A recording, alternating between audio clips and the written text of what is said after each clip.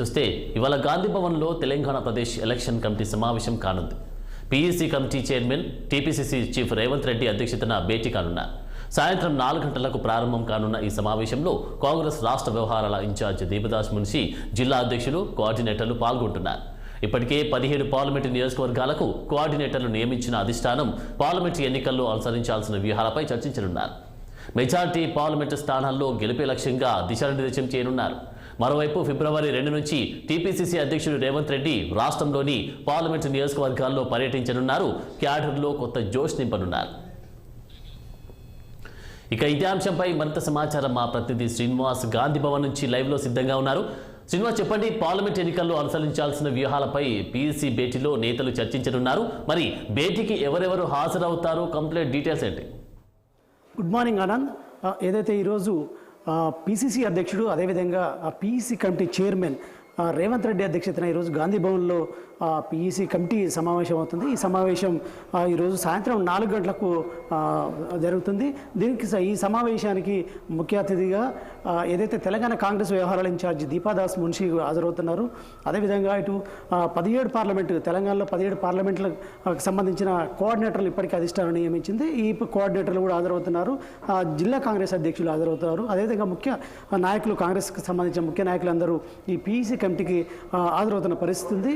మొత్తంగా తెలంగాణలో 17 పార్లమెంటు స్థానాలకు మెజార్టీ స్థానాలు కైవసం చేసుకునే దిశగా కాంగ్రెస్ పార్టీ అడుగులు వేస్తున్న నేపథ్యంలో ఈరోజు ప్రధానంగా పీఈసీ కమిటీలో చర్చ జరగనుంది. ఏదైతే ఇప్పటికే జిల్లాల వారీగా, జిల్లా కాంగ్రెస్ పార్టీ అధ్యక్షుల వారీగా ఆశావాహులకు సంబంధించిన ఒక లిస్టుని ఇప్పటికే అధిష్టానం సేకరించింది. ఈ లిస్టులో సీల్డ్ కవర్ ద్వారా అధిష్టానానికి ఇప్పటికే జిల్లా కాంగ్రెస్ పార్టీ అధ్యక్షుల ద్వారా అధిష్టానానికి చేరింది. ప్రధానంగా మెజార్టీ స్థానాలు కాంగ్రెస్ పార్టీ కైవసం చేసుకునే దిశగా అడుగులు వేస్తున్న నేపథ్యంలో ఈరోజు సాయంత్రం జరగనున్న ఈ పీఈసీ కమిటీ భేటీలో ముఖ్యమంత్రి రేవంత్ రెడ్డి అధ్యక్షతన ఈ సమావేశంలో సుదీర్ఘంగా చర్చించనున్నారు.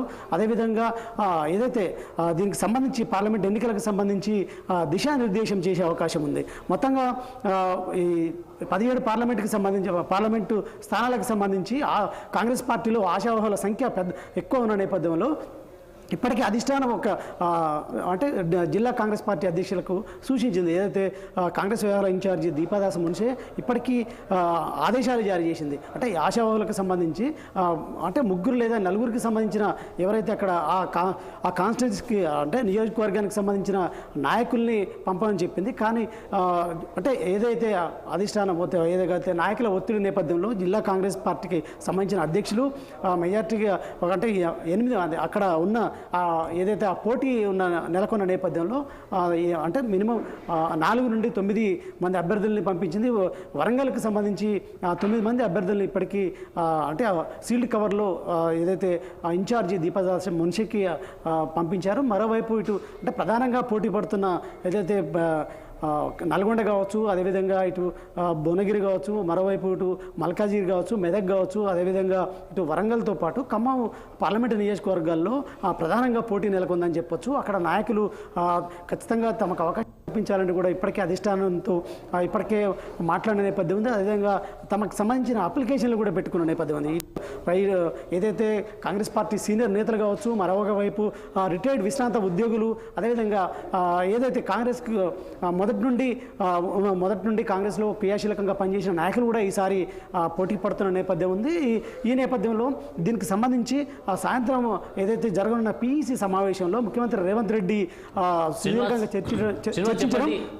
చెప్పండి, పీఈసీ భేటీలో నేతలు చర్చల తర్వాత ఒక రాజకీయ పరిణామం అంటే కాంగ్రెస్లో ఉన్నటువంటి అధినాయకులు ఏ విధంగా ముందుకెళ్లే అవకాశం కనిపిస్తుంది? అలాగే ఒకవైపు బీఆర్ఎస్ఏ కానీ బీజేపీయే కానీ వీటిని తట్టుకొని అంటే ఈ పార్టీలను తట్టుకొని ఎలా ముందుకెళ్లే అవకాశం కనిపిస్తూ ఉంది? ప్రధానంగా ఇప్పటికే తెలంగాణలో కాంగ్రెస్ పార్టీ అధికారంలోకి వచ్చింది. అదేవిధంగా తెలంగాణ వ్యాప్తంగా కాంగ్రెస్ క్యాడర్లో జోష్ నెలకొందని చెప్పొచ్చు.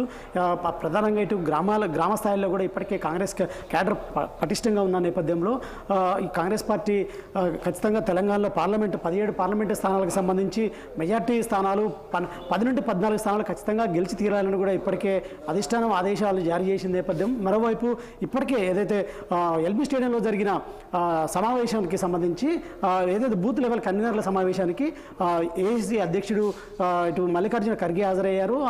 ఏదైతే 44,000 మంది బూత్ కన్వీనర్లకు సంబంధించి దిశానిర్దేశం చేశారు.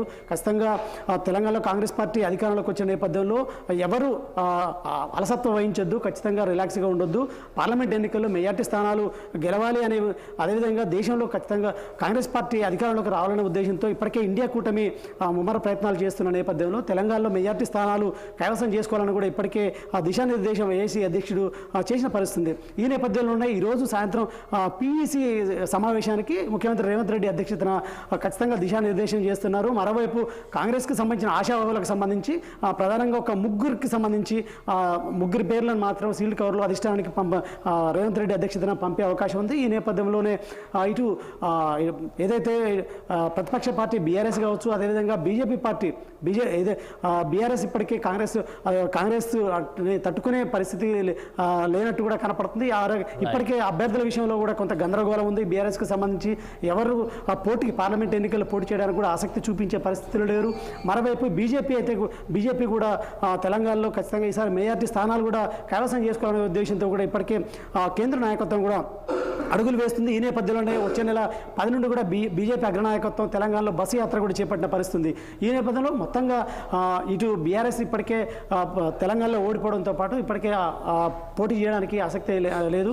మరోవైపు తెలంగాణలో ఇప్పటికే కాంగ్రెస్ పార్టీ అధికారంలోకి ఉన్న నేపథ్యంలో ప్రధానంగా కాంగ్రెస్ పార్టీ ఎలాగైనా మెజార్టీ స్థానాలు కైవసం చేసుకోవాలనే ఉద్దేశంతో కూడా ఇప్పుడు అడుగులు వేస్తున్న నేపథ్యం ఉంది. ఈ నేపథ్యంలోనే ఈరోజు పీసీ సమావేశం జరుగుతుంది. మరోవైపు కేంద్ర నాయకత్వం కూడా, కేంద్ర అధిష్టానం కూడా ఇటు పిసిసి అధ్యక్షుడు అదేవిధంగా ముఖ్యమంత్రి రేవంత్ రెడ్డి బుధస్కంధాలపై ఈ పార్లమెంట్ ఎన్నికలకు సంబంధించిన బరువు బాధ్యతలు పెట్టిన నేపథ్యంలో ఖచ్చితంగా రేవంత్ రెడ్డి దీనికి సంబంధించి సీరియస్గా తీసుకున్నారు. మరోవైపు వచ్చే నెల అంటే ఫిబ్రవరి 2వ తారీఖు నుండి కూడా 17 పార్లమెంటరీ స్థానాలకు సంబంధించి బస్సు అంటే యాత్ర చేపట్టిన పరిస్థితి. పార్లమెంట్ అన్ని 17 నియోజకవర్గాల్లో